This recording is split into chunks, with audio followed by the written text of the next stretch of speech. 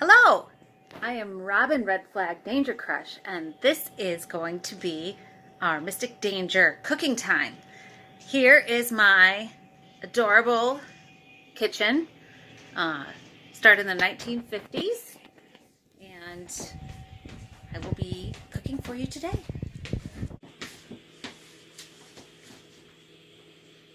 So, Mystic Danger Time. Everybody loves Mystic Danger Time. Red is fucking scared of the drum, 'cause it's mystical and it's dangerous, just like Mystic Danger Time. So if you're anything like me, you don't have a lot of food in your cupboards at any given time. So what we are doing today is cooking with the stuff that we happen to have on hand. And that can be difficult enough as it is. I thought that I had pancake mix, which hopefully most of you folks do. So today we're also going to be making our own pancake mix with these ingredients here. Hopefully it works out. And we're going to spice it up a bit with adding some blueberries, which I happen to find in my freezer, which is nice. And on top of that, we're going to teach you how to make eggs and an omelet. Stay tuned. Greetings, this is Mystic Crystal, and I'm here to bring you to our cooking show so we can make the most amazing scrambled eggs. So okay. I guess we could just keep going. So I have these 2 eggs, and I have this fork. So what you want to do is take your Telecherry black pepper grinder, or just regular pepper if you have pepper. Grind some pepper right in there. I like a lot of pepper. I also like the crunchy noise it makes. And some salt. This is just sea salt, but you can also use regular salt. And then you mix it all up in there.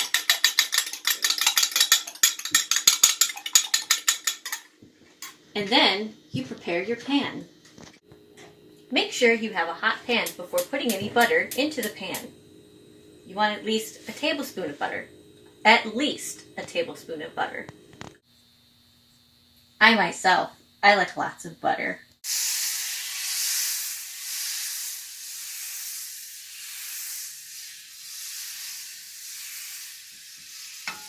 Now you pour your eggs into this pan. Hear that nice sizzle? And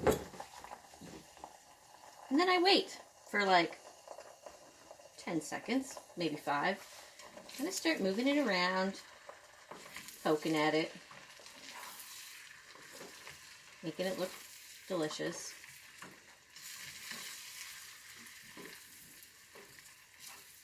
I like to poke at it.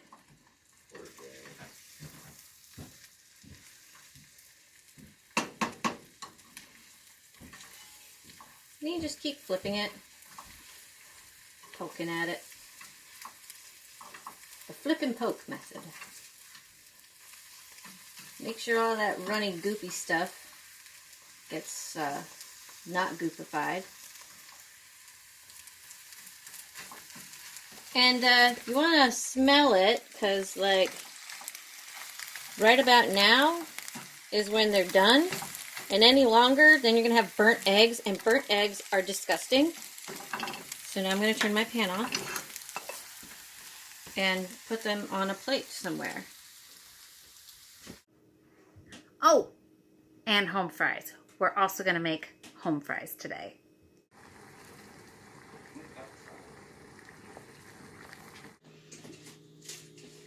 Now they're nice and cool. Of course, we have to wash our hands for at least 20 seconds. Now imagine this video going on for 20 seconds. So you want to make sure you use your cat's paw when you're cutting your potatoes. And you chop the potato in half.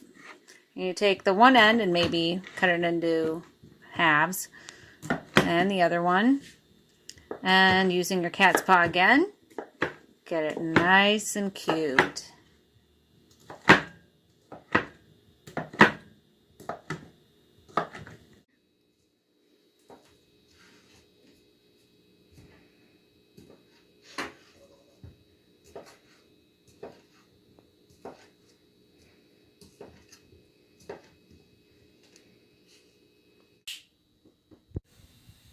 Again, with making any sort of food, you want to make sure you have a nice hot pan before you start cooking it. So for our home fries, we're going to do about 2 tablespoons of butter. And we're going to let that melt in the pan here for about maybe 30 seconds to a minute. So our butter's all melted. I turned the heat down a bit because you don't want your butter to get too hot.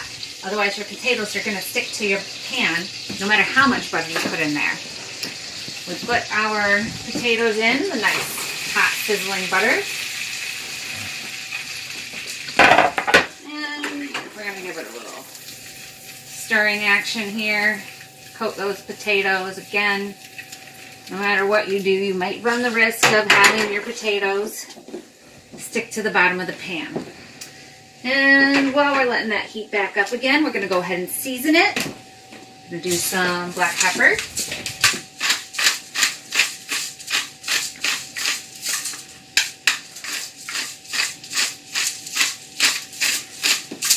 A little bit of garlic powder. Just a tad. You don't want too much garlic powder. It tastes awful and bitter. And just some regular old salt. I need a regular salt shaker, which I don't have. I'm just going to sprinkle it in there. Sometimes paprika or cayenne is good. And again, just give your potatoes a nice stir. Now, here's the part that takes forever. You want your crispy home fries. You want to put the lid on the pan and let it sit for like ever, turning it every 3 to 5 minutes. If you want just warm, soft potatoes, just let this heat up with the lid on. It'll heat up a little faster. And you're golden. So now we're going to make a veggie omelet. This stuff I had in my fridge for about a week. The onion's still good, and so was the pepper. If anything slimy or smells funny, definitely don't use it.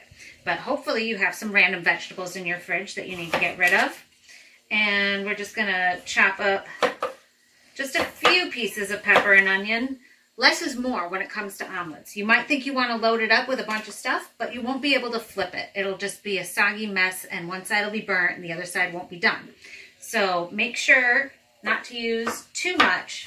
I'm doing about 2 strips of peppers and onions and a small handful of spinach for my veggie omelet.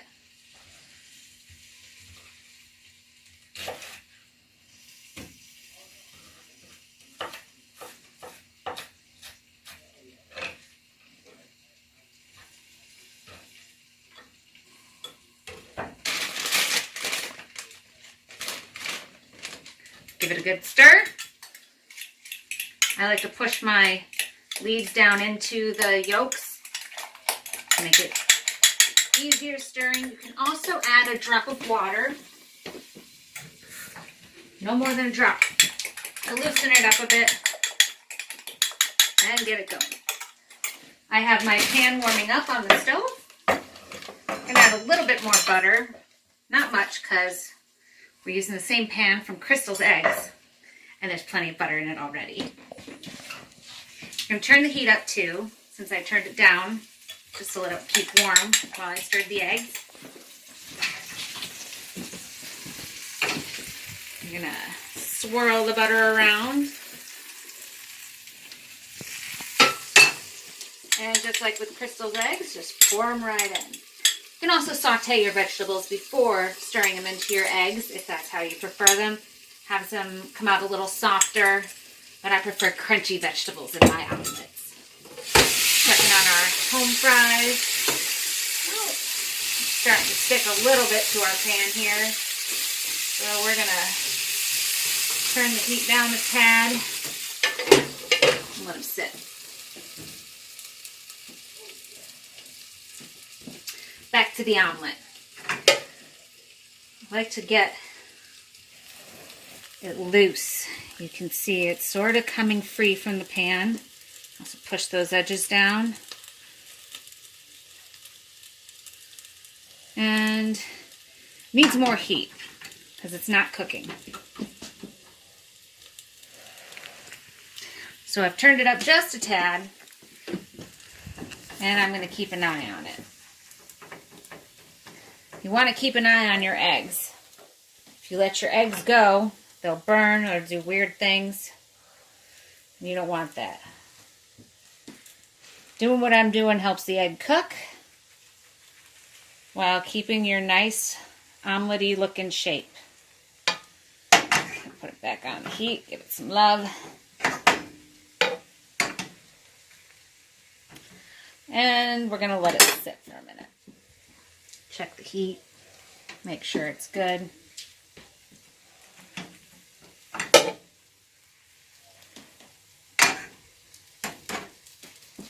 We use so much butter, it's very loose, which is great. But we're going to need a spatula in order to flip it, different than this one.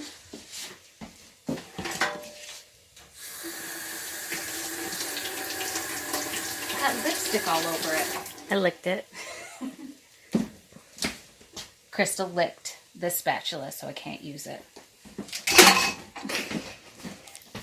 In my defense, it was really good and covered in butter. So, I don't trust my skills enough to flip this like a chef would. So I'm going to use a spatula. There we go. That's easy enough.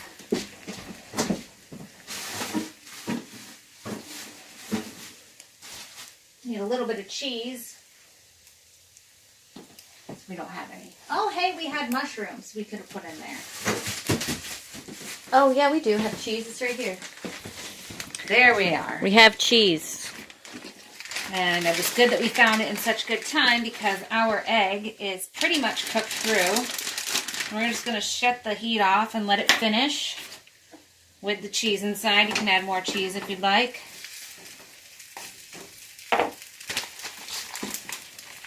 And voila, we have an omelet. With your meal, you may want to have bacon. You can cook bacon basically at any time during the preparation of your meal. We cooked this yesterday, and we're just going to pop it in the microwave for a few minutes to heat it back up. You can also throw it on the stove if that works better for you.